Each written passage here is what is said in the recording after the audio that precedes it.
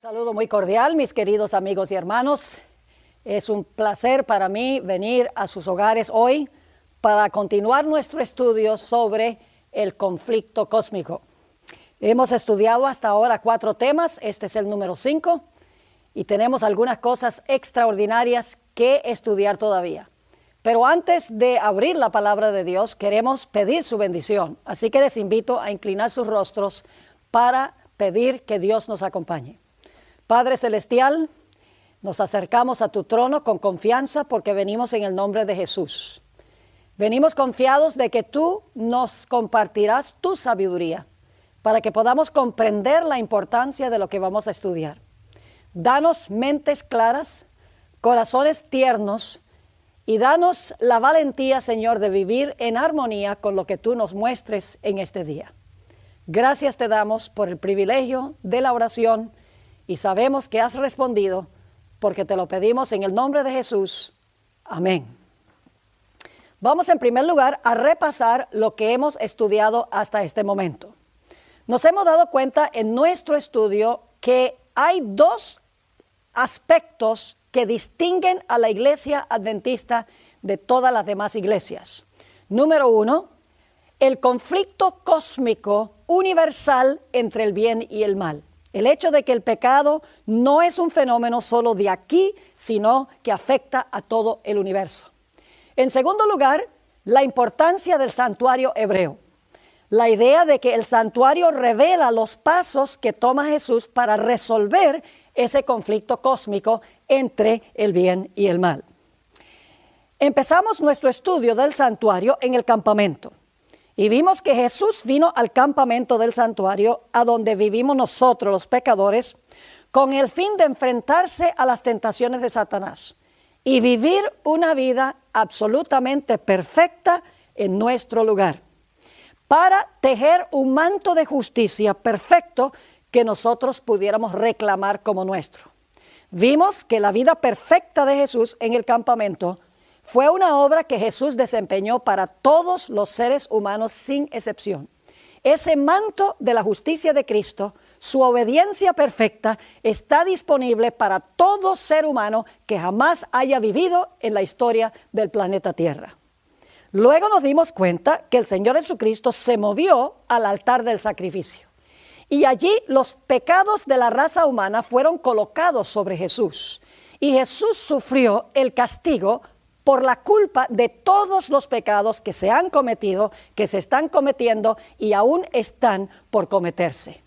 Es decir, Jesús no solo vivió en nuestro lugar, sino que Jesús murió en nuestro lugar. Según la Biblia, Jesús murió por todos los pecados y por todos los pecadores sin excepción.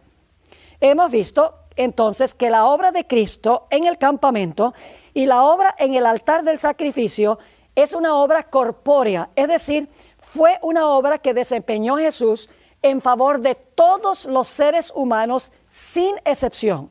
No fue una obra individual, fue una obra que cubre a todos los seres humanos.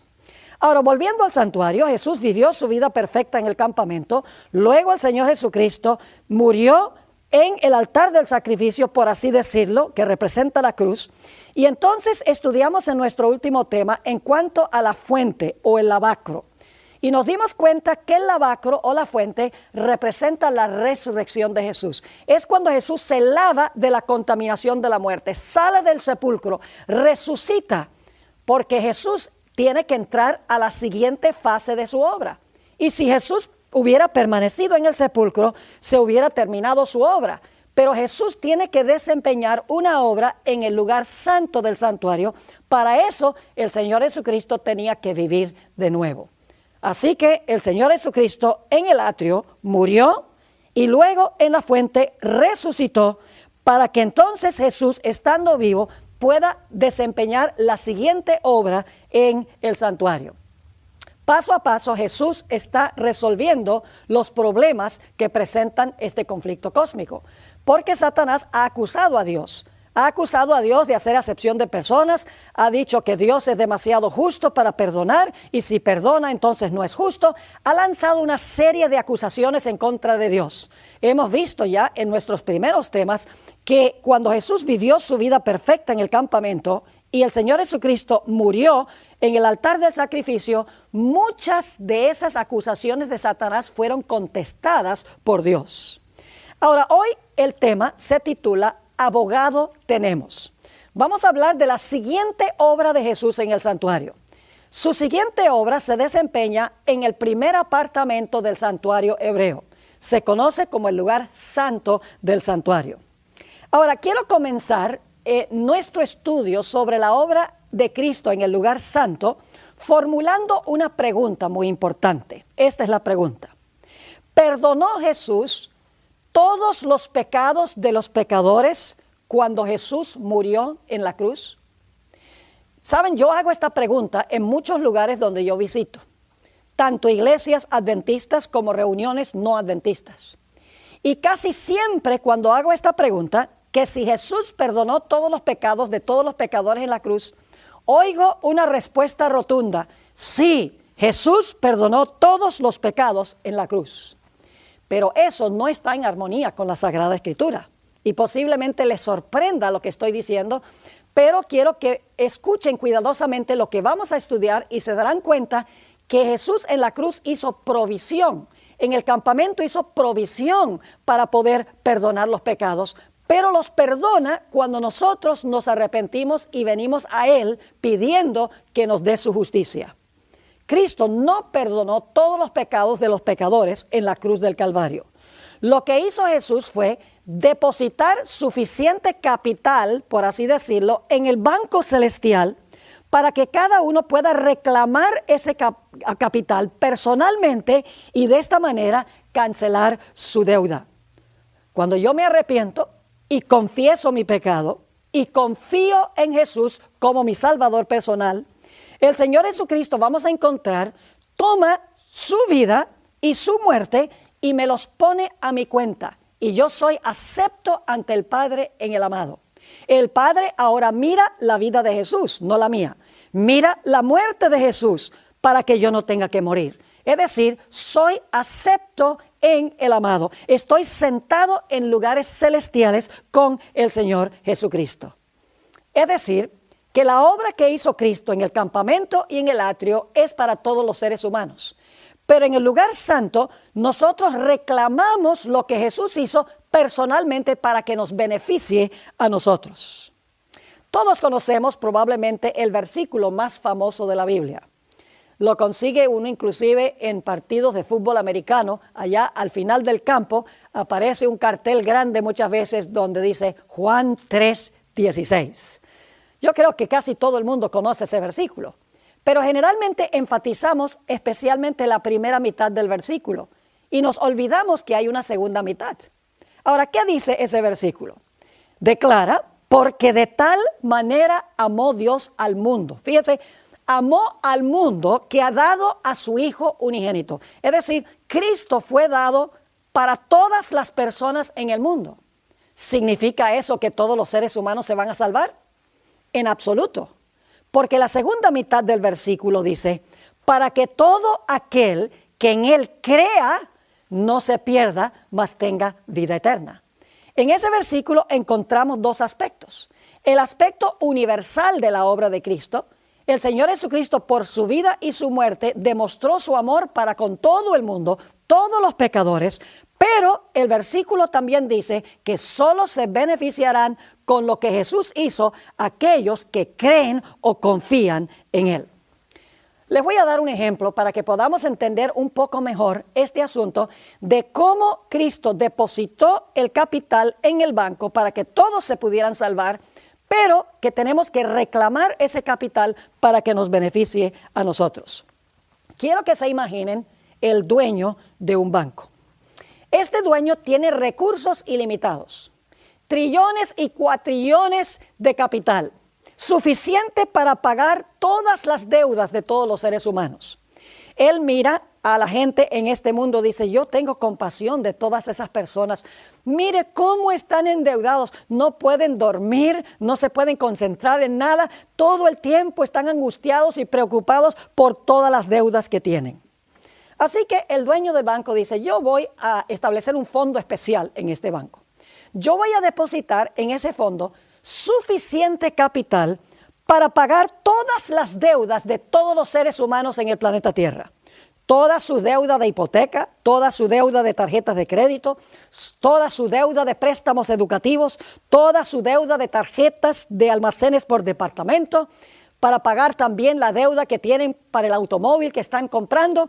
Es decir, yo voy a depositar en esa cuenta del banco suficiente capital para pagar todas las deudas de todos los seres humanos en el planeta Tierra.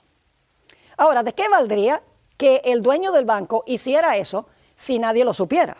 Claro, hay que anunciar que hay un banco con suficiente capital para pagar las deudas de todos los seres humanos. Así que el dueño del banco dice, esto hay que anunciarlo, hay que avisarle a la gente de que hay capital para todos los seres humanos. Así que a través de los medios de comunicación, a través de palabra de boca, televisión, radio, internet, teléfono, por todos los medios, el dueño del banco anuncia que en este banco hay un capital suficiente para pagar las deudas de todos los seres humanos. Pero hay una condición, y esa condición es que cada individuo tiene que venir al banco y tiene que pedir el capital. Es decir, no es automático que el dueño del banco toma el capital y lo riega por todas partes y paga todas las deudas de los seres humanos. No funciona así. La forma como funciona es que cada individuo, cuando oye que hay el suficiente capital en el banco para pagar sus deudas, tiene que venir al banco y tiene que reclamar el capital como suyo para pagar todas sus deudas. Si no viene al banco para reclamar el capital que está allí, que ha sido depositado por ese magnate, entonces la persona quedaría endeudada. Esto ilustra la obra de Cristo.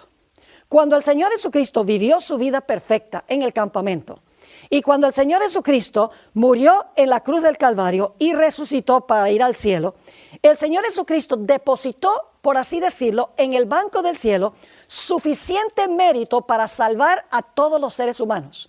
Su vida perfecta era suficiente para estar en lugar de la vida imperfecta de cada ser humano.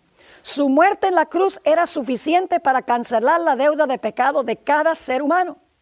Pero para beneficiarse de lo que Jesús hizo, es necesario que individualmente la persona venga y reclame individualmente de Jesús su vida perfecta y su muerte por el pecado. Y entonces Jesús toma su vida y su muerte y los coloca a la cuenta del pecador y la deuda queda cancelada. Ahora, a veces yo hago una pregunta cuando predico en diferentes sitios. Y la gente cuando hago esta pregunta a veces queda medio confusa. Yo les digo, mire, ¿usted cree que la salvación se terminó en la cruz? Y inclusive muchos adventistas dicen, sí, Cristo completó su obra de salvación en la cruz. Y entonces les hago una pregunta, otra pregunta más. Les digo, y déjenme preguntarles esto. Ustedes me podrían decir qué es lo que ha estado haciendo Jesús en el cielo durante los últimos 2000 años, si es que toda la salvación se terminó en la cruz. ¿Podría explicarme por qué han pasado 2000 años y qué ha estado haciendo Jesús durante los últimos 2000 años? Y muchas veces la gente queda confundida y dice, oye, bueno, en realidad tengo que pensarlo. Otros dicen, bueno, está intercediendo. Y entonces yo les hago la pregunta, les digo, tú dices que Jesús está los últimos 2000 años está intercediendo. Entonces déjame preguntarte algo. Si toda la salvación se completó en la cruz, entonces ¿por qué necesita Jesús hacer una obra intercesora? ¿Por qué tiene Jesús que hacer otra obra en el lugar santo si toda la salvación se terminó en la cruz? Obviamente hay otra obra que hay que desempeñar después que Jesús vivió su vida y después que murió en la cruz del Calvario. ¿Qué ha estado haciendo Jesús durante los últimos 2000 años de la historia? La respuesta es muy sencilla y vamos a leer unos versículos ahora a continuación. Los últimos 2000 años y algo, el Señor Jesucristo ha estado intercediendo por pecadores individuales que vienen a Él reclamando lo que Él hizo en la tierra, reclamando su vida perfecta y su muerte por el pecado. Para eso, lógicamente, Jesús tenía que haber resucitado en la fuente, porque si no hubiera resucitado, estaría muerto. Y esto me lleva al siguiente punto. ¿Cuáles son las cualidades que necesita tener un intercesor o un mediador? Hay por lo menos 3 cualidades que debe tener un mediador.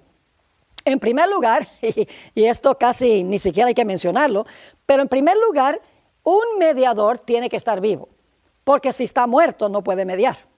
Por esa razón es que el Señor Jesucristo, después de su muerte, tuvo que resucitar en la fuente o en lavacro.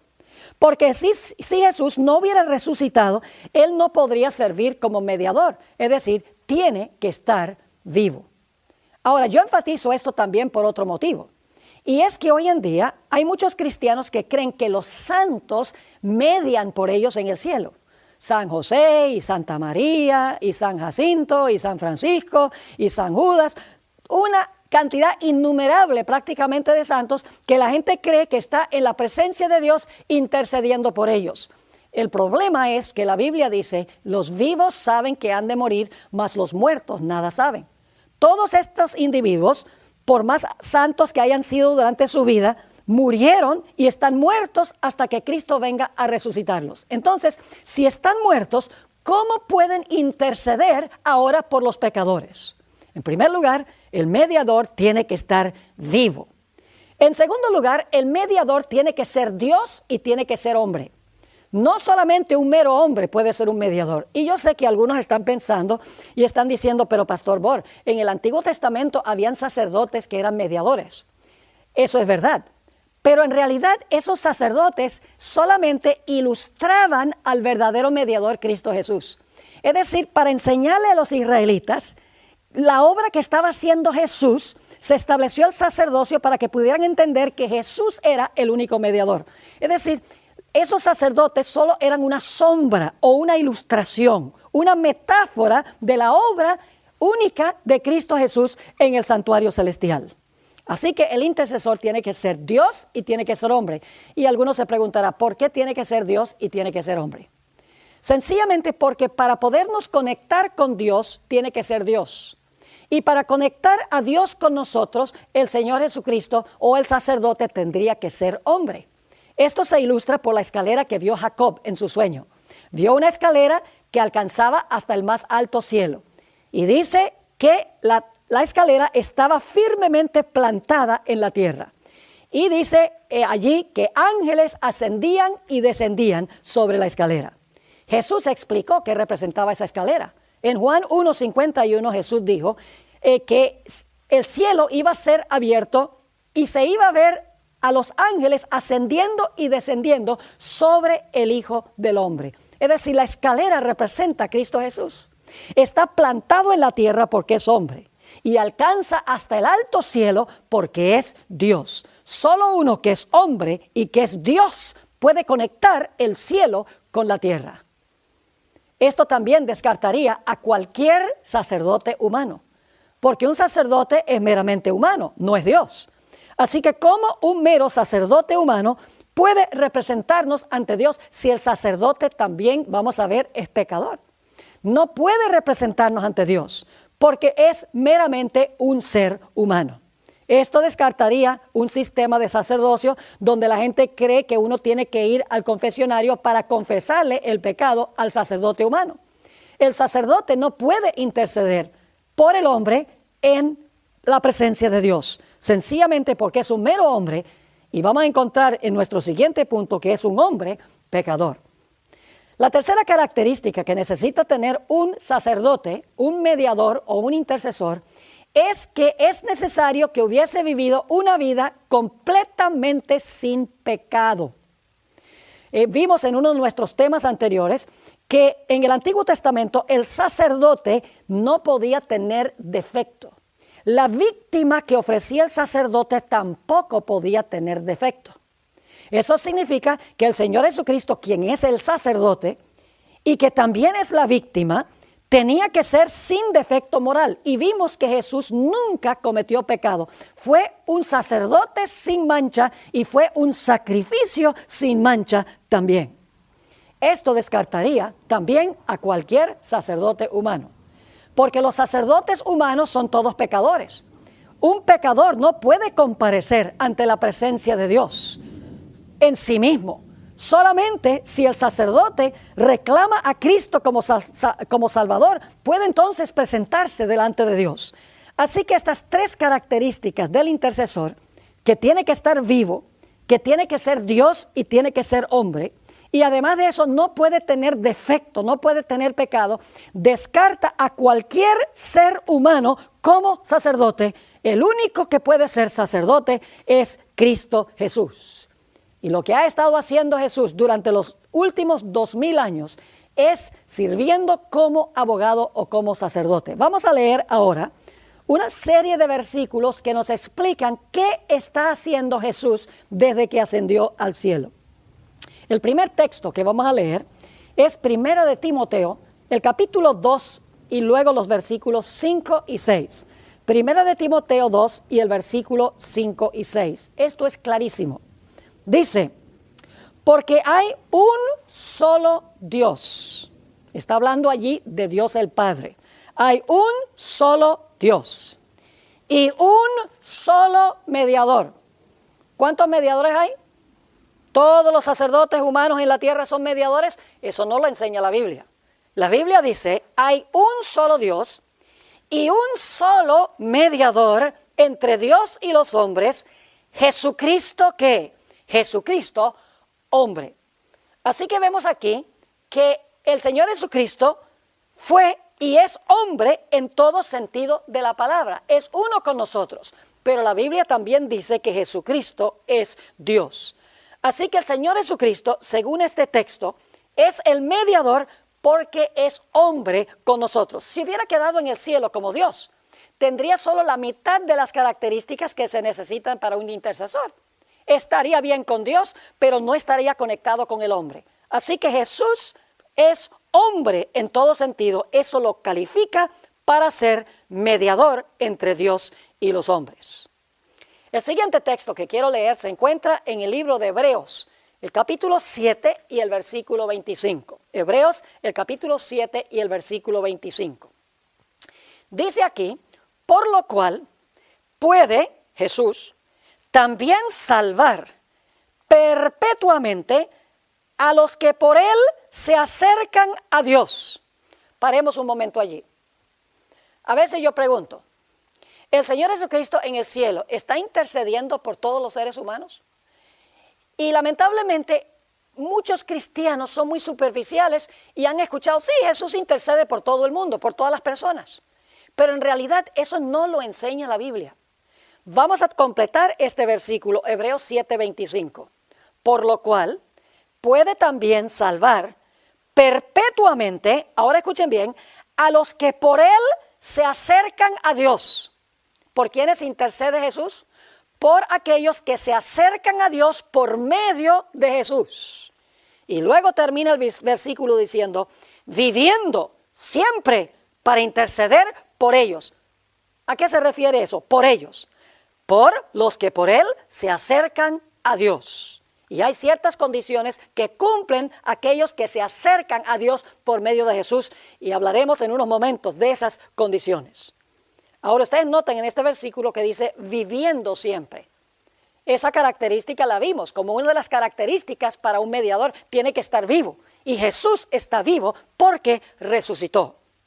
El tercer texto que quiero leer en cuanto al intercesor se encuentra en 1 de Juan, el capítulo 2 y el versículo 1. Fíjense que nos dimos cuenta en 1 de Timoteo 2 y el versículo 5 que Jesús es el único mediador porque es hombre y Juan 1 dice que también es Dios. Luego nos dimos cuenta en Hebreos 7:25 que el Señor Jesucristo puede interceder porque está vivo, vive siempre para interceder por los que se allegan a Dios por medio de él. Ahora vamos a encontrar la tercera característica de un intercesor. 1 de Juan 2 y el versículo 1. Hijitos míos, estas cosas os escribo para que no pequéis. Y si alguno hubiere pecado, abogado tenemos para con el Padre, y luego que dice, a Jesucristo el justo. ¿Qué clase de intercesor es Jesús? Un intercesor justo, porque Él nunca pecó, porque Él vivió una vida santa, no tenía defecto, por eso puede interceder. Dice aquí que el que aboga por nosotros ante el Padre es Jesucristo el justo, el que desarrolló un manto de justicia perfecto, el que nunca pecó, el que era un cordero y un sacerdote sin defecto, es el intercesor. Así que claramente, según estos versículos, la obra que desempeña Jesús en el cielo ahora es la obra de mediador, intercesor y abogado, uno que aboga por nosotros. Quiero leer un texto más que demuestra lo que está haciendo Jesús en el cielo ahora. Romanos 8 y el versículo 32 hasta el versículo 34. Dice allí, el que no escatimó ni a su propio Hijo, sino que lo entregó por todos nosotros, ¿cómo no nos dará también con Él todas las cosas? ¿Quién acusará a los escogidos de Dios? Fíjense que aquí no está hablando de todos los seres humanos, está hablando de los escogidos, aquellos que han recibido a Jesús como Salvador. ¿Quién acusará a los escogidos de Dios? Dios es el que justifica. ¿Quién es el que condenará? Cristo es el que murió, más aún el que también resucitó, el que además está a la diestra de Dios, el que también intercede por nosotros, es decir, por los escogidos. ¿Y quiénes son los escogidos? Los escogidos son los que han recibido a Jesús como Salvador personal. Eso se denota, por ejemplo, en Mateo 24, donde dice que Satanás va a querer engañar, si fuere posible, aún a los escogidos, es decir, aún a los que son fieles a Dios. Ahora, hay ciertas condiciones que un individuo tiene que cumplir para que Jesús sirva como intercesor. Obviamente el pecador necesita pararse delante de la ley perfecto, pero no tiene perfección porque es pecador. El pecador también tiene que morir porque ha transgredido la ley.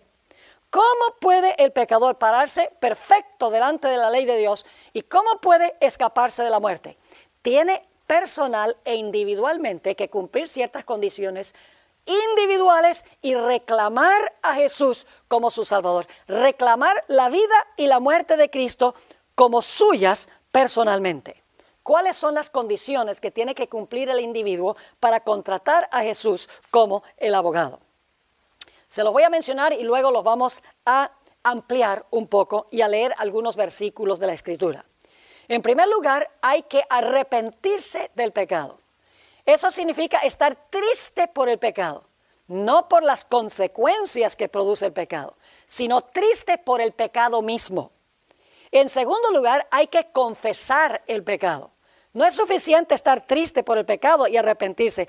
Hay que confesar el pecado con la boca. Hay que abiertamente decir, he pecado contra Dios. En tercer lugar, tengo que tener fe o tengo que confiar en Jesús como mi Salvador. Tengo, en otras palabras, que venir a Él y decir, Señor Jesús, yo confío que tú viviste una vida perfecta. Yo confío que tú moriste por el pecado. Y yo confío, como yo estoy triste por el pecado y confieso mi pecado y me aborrezco por mi pecado, yo confío que tú vas a tomar tu vida, tú vas a tomar tu muerte y me los vas a poner a mi cuenta. Vas a sacar el capital del banco y me los vas a aplicar individualmente a mi deuda. En cuarto lugar, y vamos a ampliar este punto, el que se acerca a Dios por medio de Jesús tiene que pasar por el bautismo. Vamos a tomar algunos ejemplos bíblicos de estos pasos. Tal vez una de las historias más claras que ilustran estos pasos se encuentran en la historia del hijo pródigo. El hijo pródigo, como ustedes saben, se fue de su casa, deshonró a su padre, dijo, dame mi parte de la herencia, me voy. Y por allá se fue y malgastó toda la herencia que le había dado su padre. Finalmente llegó a una condición donde había perdido todos los bienes que le había dado el padre. Los amigos se le habían ido y terminó trabajando en medio de los puercos, compitiendo por la comida con los puercos. Y él era judío y a los judíos se les prohibía inclusive tocar el cuerpo muerto de un puerco. Así que estando lejos, Ahora se acordó de la bondad de su padre. Ay, qué bueno era cuando yo estaba en casa. Qué bueno era mi papá conmigo. Fíjese que la bondad del padre lo atrae. La bondad del padre lo que hace es llevarlo al arrepentimiento. Él dice, yo estoy triste de que haya hecho esto, de que haya gastado esta herencia. Las cosas estaban tan bien en mi casa. Dice, voy a regresar a mi casa. Y le voy a decir a mi padre que estoy arrepentido, voy a confesar, le voy a decir, he pecado contra el cielo y contra ti, no soy digno de ser llamado tu hijo. Ahí tenemos el arrepentimiento de este joven y cuando regresó la confesión de su pecado. Lo interesante es que la historia nos dice que él confió en que su padre lo iba a recibir, o si no, no hubiera regresado. Es decir, se arrepintió, confesó su pecado, confió en su padre. Y su padre, nos dice la Biblia, lo perdonó. Tomó su glorioso manto de justicia y lo colocó sobre su hijo. Es decir, le perdonó el pecado cuando el joven se arrepintió, confesó, regresó a casa y confió en la bondad de su padre. Tenemos también el ejemplo de Adán y Eva. ¿Saben ustedes que cuando Adán y Eva pecaron, ellos no estaban tristes por haber pecado? Y usted dice, ¿cómo sabe, pastor, que ellos no estaban tristes por haber pecado? Es muy sencillo. Ellos procuraron justificar su pecado. Una persona que trata de justificar lo que hizo, el pecado que cometió, en realidad no está arrepentida porque le está echando la culpa a los demás. Dios viene a donde Adán y le dice, ¿qué hiciste? Y Adán dice, sí, yo pequé, pero fue la mujer que tú me diste. Y luego entonces viene a la mujer y le dice a la mujer, ¿qué fue lo que tú hiciste? Y la mujer dice, bueno, la serpiente que tú hiciste me tentó. Y yo pequé, yo lo admito. Eso no fue tristeza por el pecado, ni tampoco fue una confesión por el pecado, ni tampoco era confianza en que Dios iba a arreglar el problema del pecado que ellos habían introducido en este mundo. ¿Cuándo fue que Adán y Eva realmente se arrepintieron, confesaron su pecado y confiaron en un Salvador? Fue cuando Dios le dijo a Adán que tomara unas víctimas en un mundo donde antes no existía la muerte. Y le dijo a Adán, Adán, toma el cuchillo, degolla ese animal. Y ustedes pueden imaginarse cómo habrá sido eso. Adán toma esos corderos, porque eran dos pecadores, toman esos corderos y les corta la garganta, chorrea la sangre y ahora el animal está inerte en sus brazos. Y entonces su creador le dice, Adán, por causa de tu pecado, eso es lo que me va a pasar a mí. Por causa de tu pecado, yo voy a tener que sufrir la muerte como ese animal.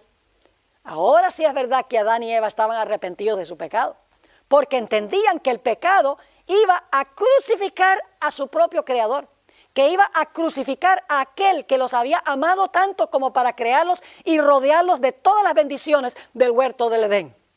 Es decir, viendo lo que iba a costar el pecado, llevó a Adán y Eva a arrepentirse, a confesar su pecado y a confiar en un Salvador, y entonces Dios les perdonó el pecado. Así que vemos cuáles son las condiciones para recibir la salvación. Las condiciones son el arrepentimiento, la confesión y luego la confianza en el Señor Jesucristo, y ya veremos que hay una cuarta condición. En unos momentos vamos a hablar de eso. Pero permítanme darles otro ejemplo bíblico, David. El rey David cometió dos terribles pecados. En primer lugar, cometió adulterio. Tomó la esposa de Urías Eteo y tuvo relaciones sexuales con ella y la dejó embarazada. Terrible. Y luego procuró ocultar lo que había hecho, mandando a Urías Eteo al frente militar para que se aseguraran de que lo mataran, para entonces David poderse quedar con su esposa. ¡Qué cosa tan terrible! Pecado horrendo, adulterio y asesinato. Pero la Biblia nos dice que David escribió el Salmo 51. Es el salmo de su penitencia. Si ustedes leen este salmo van a encontrar que David dice, yo me arrepiento de mi pecado. Y dice, yo confieso mi pecado delante de ti. Y dice, ten misericordia de mí, Señor.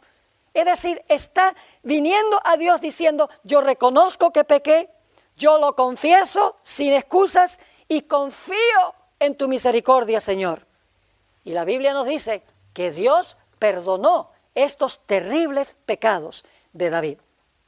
Ahora, la Biblia claramente nos enseña, mis queridos hermanos y amigos, que los pecados no fueron perdonados en la cruz, se hizo provisión para perdonarlos, pero no fueron perdonados en la cruz del Calvario. Quiero leerles algunos versículos ahora muy importantes que demuestran cuándo es que los pecados son perdonados. El perdón es algo individual. No es que Cristo en la cruz perdonó corpóreamente a toda la raza humana. No. Hay que reclamar lo que Jesús hizo. Vamos a Hechos, el capítulo 2 y el versículo 38. Hechos 2, 38. Esto es en el día del Pentecostés. El apóstol Pedro acaba de predicar un poderoso sermón diciendo que Jesús murió, resucitó y ascendió al cielo para servir como intercesor por los seres humanos. Cuando Pedro terminó su sermón, parece que no hizo un llamado y varios de los que estaban presentes allí vinieron a donde Pedro le dijeron, Pedro, ¿y qué tenemos que hacer a la luz de lo que tú has predicado? Que Jesús ascendió al cielo y ahora es príncipe y salvador. ¿Qué tenemos que hacer? Vamos a leer Hechos 2, 37 y 38. Al oír esto, se compungieron de corazón y dijeron a Pedro y a los otros apóstoles, varones hermanos, ¿qué haremos? Pedro les dijo, ahora escuchen, ¿qué tenía que hacer? Pedro les dijo, arrepentíos. Y ahora viene la cuarta condición que vamos a ampliar en unos momentos. Arrepentíos y bautícese cada uno de vosotros. ¿Qué indica cada uno? Que es una obra ¿qué? Individual. Arrepentíos y bautícese cada uno de vosotros en el nombre de Jesucristo. Ahora escuchen, para perdón de los pecados. ¿Cuándo es que los pecados son perdonados? Cuando la persona se arrepiente y se bautiza, dice aquí, entonces viene el perdón y se recibe el Espíritu Santo, porque dice la última parte del versículo, para perdón de los pecados y recibiréis el don del Espíritu Santo. Es decir, para que una persona pueda recibir perdón, es necesario que se arrepienta y que sea bautizada, y entonces recibe el perdón. Eso significa que el perdón no vino en la cruz. La provisión fue hecha, porque cuando la persona es perdonada, Dios sencillamente toma la vida de Jesús y la muerte de Jesús y los pone a la cuenta del pecador. Pero eso que hizo Jesús fue el depósito en el banco, por así decirlo. El pecador sencillamente, personalmente viene y reclama lo que está allá en el banco, lo que depositó Jesús por su vida y por su muerte. Notemos Hechos, el capítulo 5 y el versículo 31. Nuevamente dice que hay que arrepentirse para recibir perdón individualmente. Hechos 5:31, hablando de Jesús, dice, a este Dios ha exaltado con su diestra por príncipe y salvador. Ahora escuchen esto. Para dar a Israel arrepentimiento y perdón de pecados. ¿Por qué fue Jesús allá a la diestra del Padre? Dice, para dar a Israel arrepentimiento y perdón de pecados. Si los pecados habían sido perdonados en la cruz mucho tiempo antes, o por lo menos varios días antes, ¿por qué razón entonces dice aquí que que Cristo fue al cielo para dar arrepentimiento y para dar perdón? El perdón viene cuando la gente se arrepiente del pecado y confiesa su pecado y se bautiza. No es suficiente solo arrepentirse. También hay que confesar el pecado. Vamos a leer en 1 de Juan, el capítulo 1 y el versículo 9, donde queda absolutamente claro. Dice, sí, ese es el famoso sí condicional.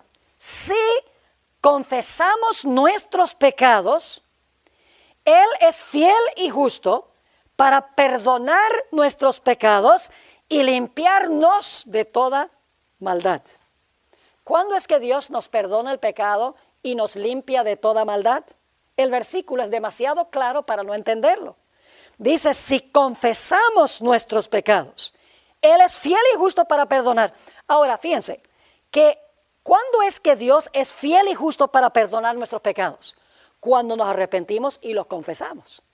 Él es fiel y justo, porque la justicia de Cristo es puesta en el lugar de nuestra injusticia. Pero no solamente hay que arrepentirse, no solamente hay que confesar el pecado, sino que también hay que confiar o creer en Jesús.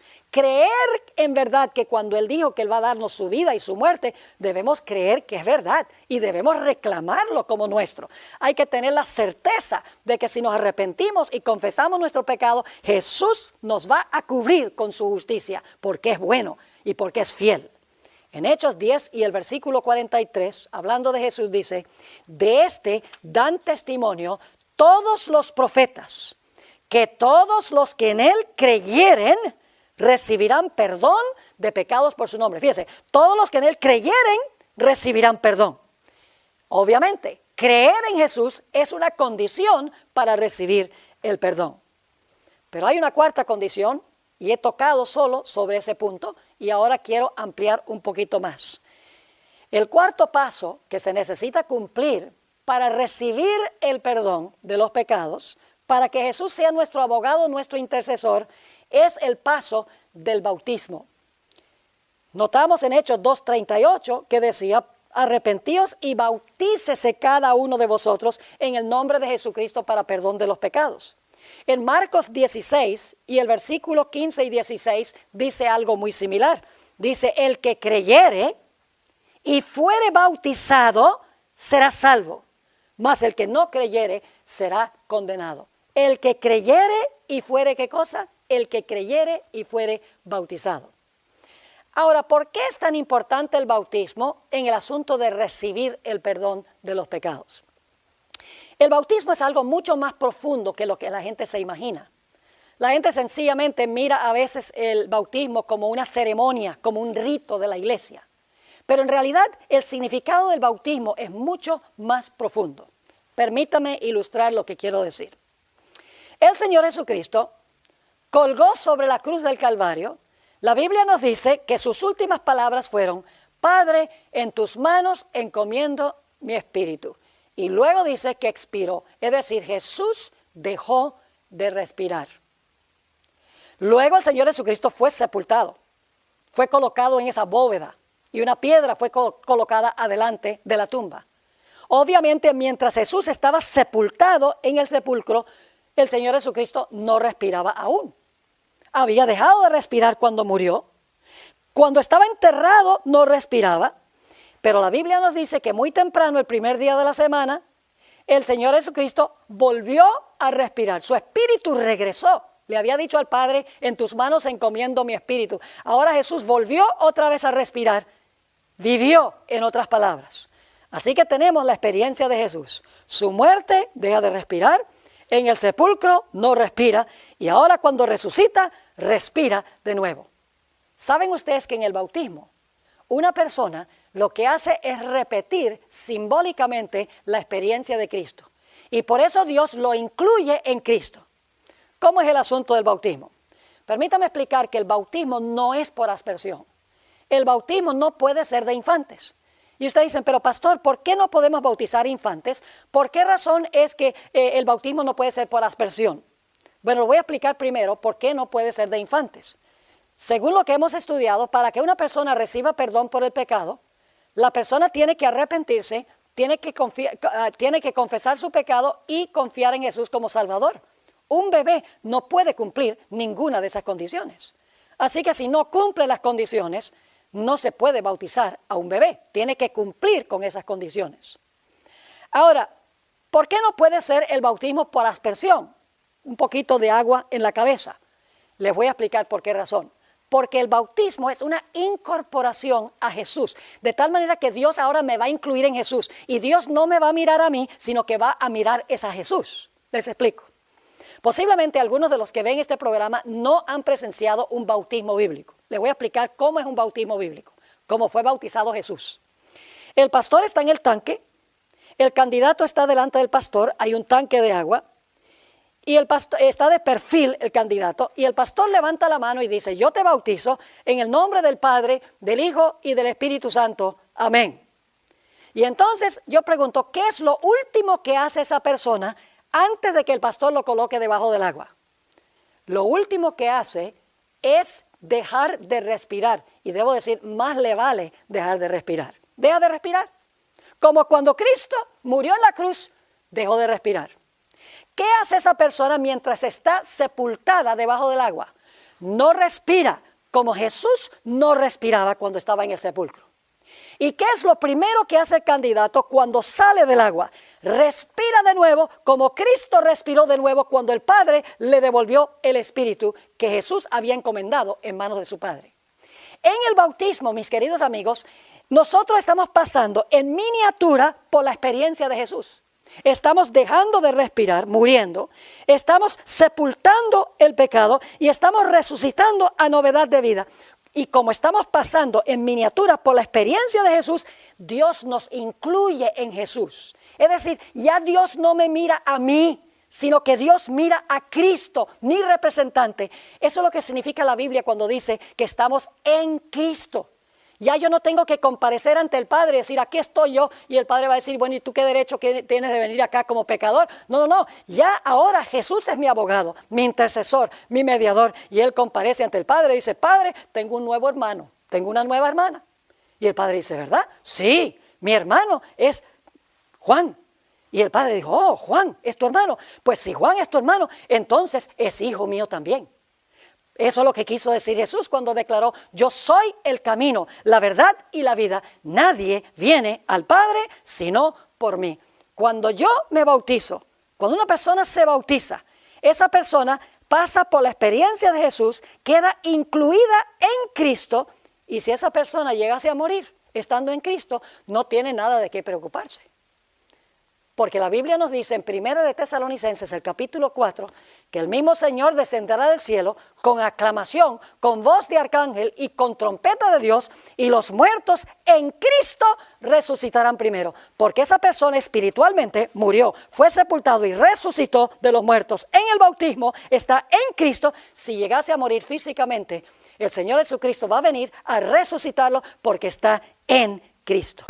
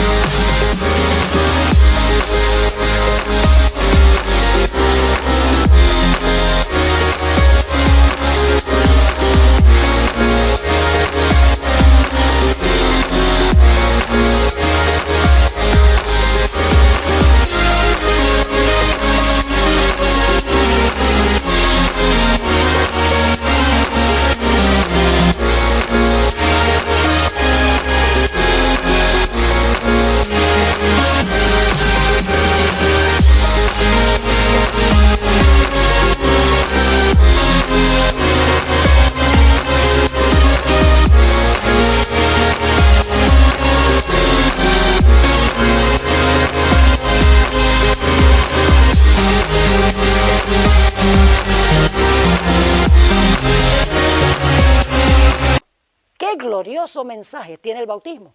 Es el momento cuando oficialmente el Señor Jesucristo toma su vida y su muerte y nos lo pone a nuestra cuenta. Qué glorioso es el bautismo. Ahora, nuestro tiempo se está terminando. Quiero leerles una cita que encontramos en el libro Primeros Escritos, página 259 y 260, sobre la relación entre la obra que desempeñó Cristo en la tierra y la obra que fue a hacer en el cielo. Dice así, el desgarramiento del velo en el templo. Ustedes recuerdan que se rompió o se rajó ese velo de arriba abajo, fue sobrenatural. El desgarramiento del velo en el templo demostró que los sacrificios y los ritos judaicos no serían ya recibidos.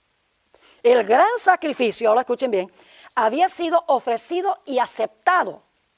Jesús murió en la cruz y cuando ascendió al cielo se compareció ante el Padre y el Padre le dijo, tu sacrificio es acepto para poder interceder por los que se allegan a mí a través de ti. Así que dice, el gran sacrificio había sido ofrecido y aceptado.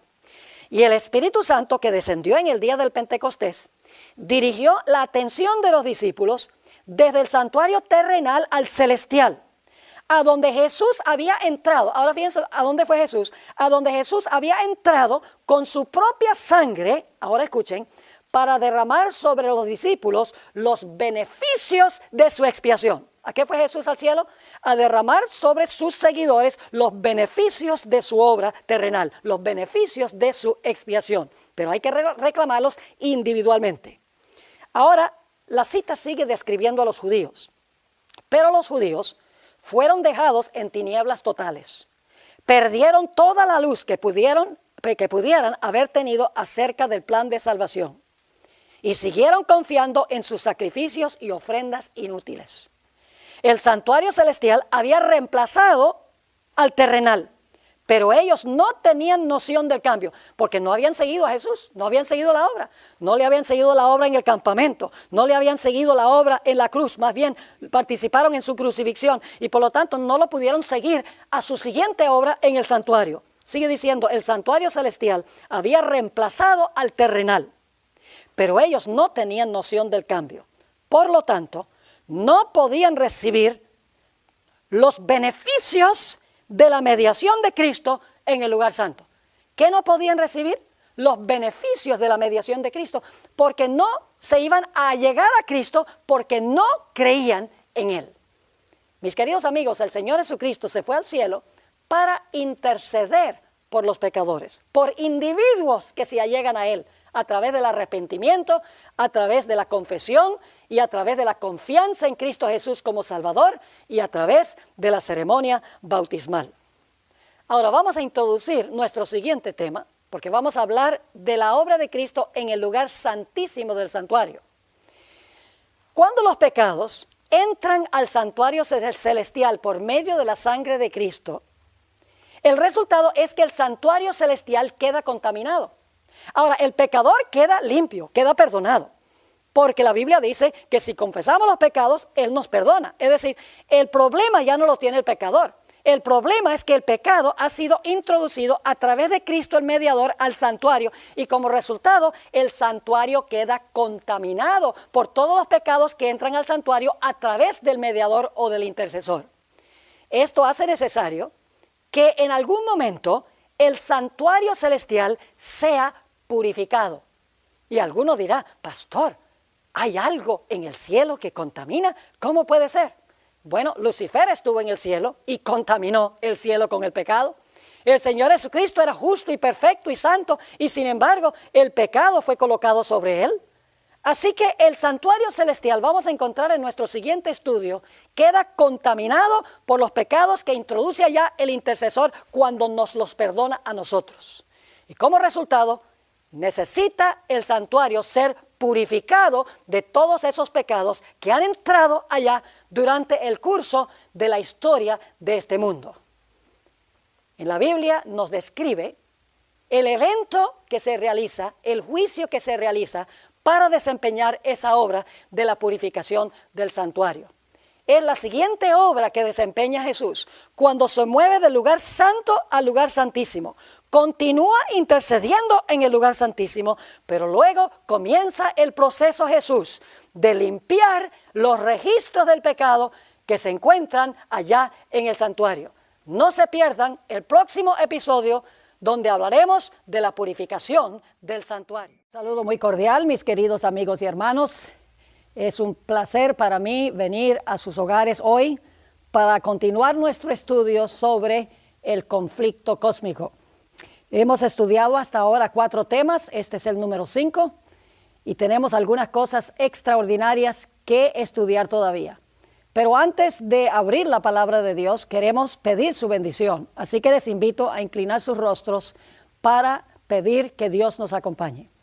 Padre Celestial, nos acercamos a tu trono con confianza porque venimos en el nombre de Jesús. Venimos confiados de que tú nos compartirás tu sabiduría para que podamos comprender la importancia de lo que vamos a estudiar. Danos mentes claras, corazones tiernos, y danos la valentía, Señor, de vivir en armonía con lo que tú nos muestres en este día.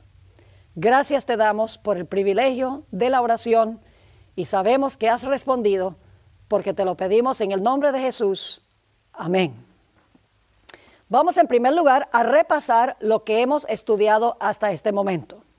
Nos hemos dado cuenta en nuestro estudio que hay 2 aspectos que distinguen a la iglesia adventista de todas las demás iglesias.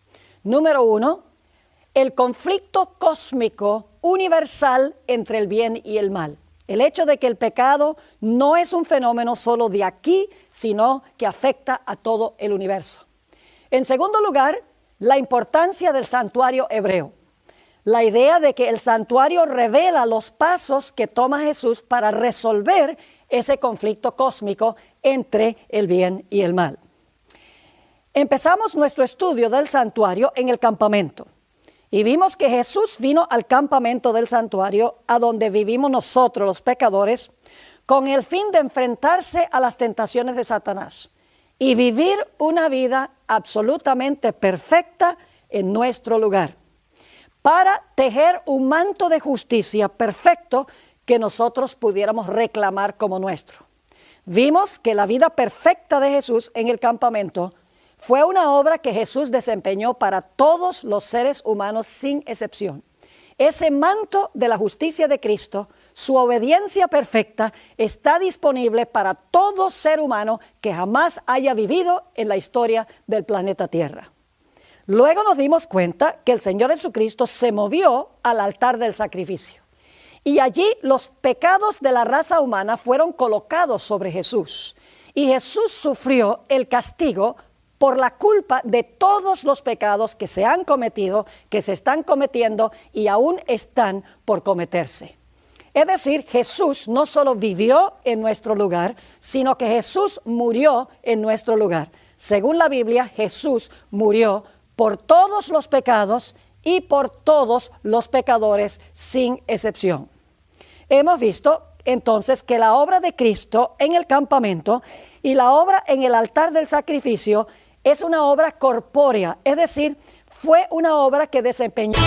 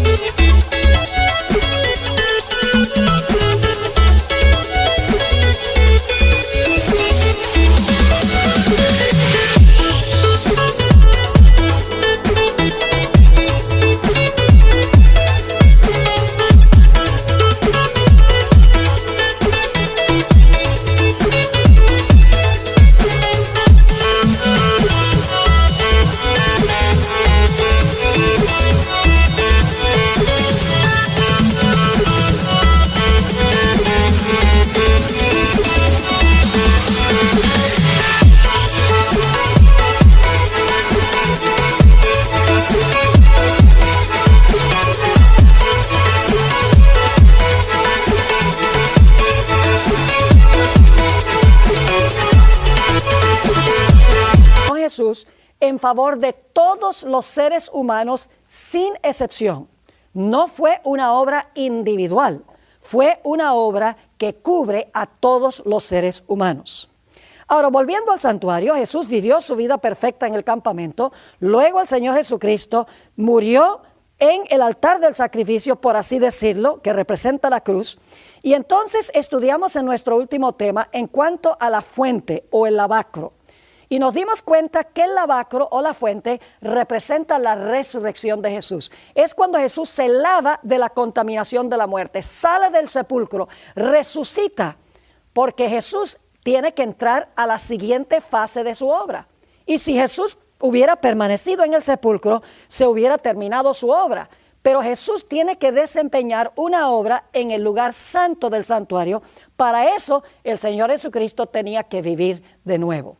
Así que el Señor Jesucristo en el atrio murió y luego en la fuente resucitó para que entonces Jesús, estando vivo, pueda desempeñar la siguiente obra en el santuario. Paso a paso, Jesús está resolviendo los problemas que presentan este conflicto cósmico, porque Satanás ha acusado a Dios. Ha acusado a Dios de hacer acepción de personas, ha dicho que Dios es demasiado justo para perdonar y si perdona entonces no es justo. Ha lanzado una serie de acusaciones en contra de Dios. Hemos visto ya en nuestros primeros temas que cuando Jesús vivió su vida perfecta en el campamento y el Señor Jesucristo murió en el altar del sacrificio, muchas de esas acusaciones de Satanás fueron contestadas por Dios. Ahora, hoy el tema se titula Abogado tenemos. Vamos a hablar de la siguiente obra de Jesús en el santuario. Su siguiente obra se desempeña en el primer apartamento del santuario hebreo. Se conoce como el lugar santo del santuario. Ahora, quiero comenzar nuestro estudio sobre la obra de Cristo en el lugar santo, formulando una pregunta muy importante. Esta es la pregunta. ¿Perdonó Jesús todos los pecados de los pecadores cuando Jesús murió en la cruz? Saben, yo hago esta pregunta en muchos lugares donde yo visito, tanto iglesias adventistas como reuniones no adventistas.